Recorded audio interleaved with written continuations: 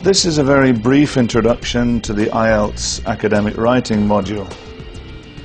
Let's take a look at it in terms of the format of the test and the kinds of tasks that you're expected to do. I'll also have a look at some strategies that you can adopt and give you a couple of examples. At the end, we'll have a look at some recommended books for further study. First, the format of the test. The writing module takes 60 minutes and is divided into two tasks.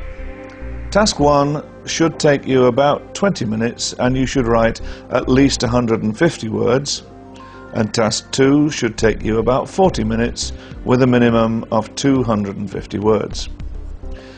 It's a good idea to note that words may be counted by the examiners, so don't write too many, don't write too few. But don't waste time counting words in the actual test.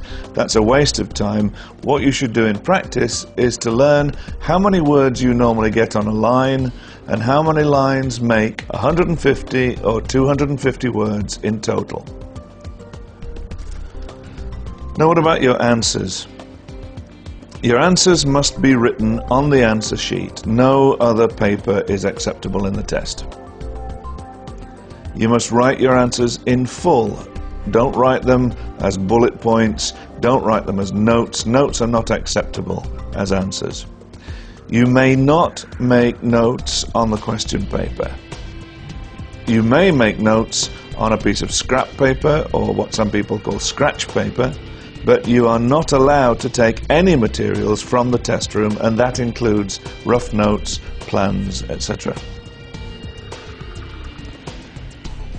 Let's have a look at Task 1 in more detail. As I said earlier, Task 1 should take you no more than 20 minutes and you should write a minimum of 150 words. In Task 1, you're expected to interpret a diagram or a table and present the information in your own words. That's very important. You should not copy words from the task as it's printed on the sheet. To do this task properly, you have to be able to organize, present, and possibly compare data. For example, the amount of money that people spend on different forms of entertainment. You may also have to describe the stages of a procedure or process. For example, the stages of human evolution. You may have to describe an object, or an event, or a series of events. For example, to describe how the water cycle works.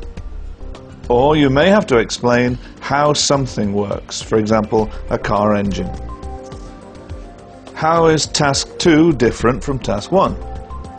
Task 2 should take you about 40 minutes and you should write at least 250 words.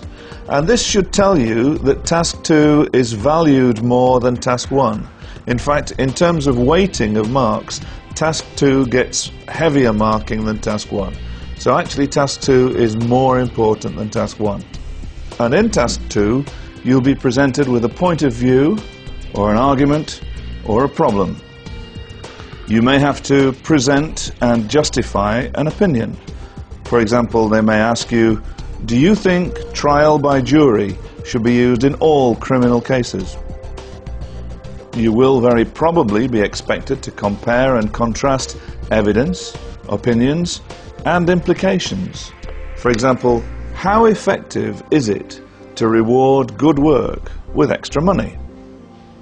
You will also be expected to evaluate and challenge ideas, evidence, or an argument. For example, failure shows desire wasn't strong enough. To what extent do you agree or disagree? So how does the examiner assess your piece of writing? In general, you are expected to respond appropriately in terms of getting the right register. Academic writing is formal and polite. We do not use things like contracted forms. Your organization is expected to be extremely clear and logical. Your style should be recognized academic style. For example, do not include any rhetorical questions. Those are questions which don't expect an answer. For example, how can we expect people to do this? That would be a rhetorical question. You're not expected to include exclamations, and that includes semi-exclamations such as, how beautiful the world is. Don't include any extreme opinions. You're expected to be a rational, reasonable human being. Do use tentative expressions from time to time, such as, this appears to be, or this is probably due to. And do make sure that whatever you include in your writing is relevant and complete. So what are the special considerations for Task 1? Well, first of all, have you answered the question completely? The examiner will give you a mark out of 9 for task fulfillment. Have you covered everything? Have you omitted anything significant? Have you included anything irrelevant? The second thing is a combination of coherence and cohesion. Does your answer flow logically? Is it clear to the reader how your argument is structured? Firstly, secondly, finally. Cohesion. Do your sentences relate to each other clearly? For example, words such as this, it, he. Is it clear what they refer to? Don't forget, using synonyms is greatly valued in English. We don't repeat things very much in English. So you will be given a mark out of 9 for coherence and cohesion. Then, of course, vocabulary. You're expected to show a good range of appropriate vocabulary. You're not addressing a specialist reader, however, so don't be tempted to use jargon. Don't show off.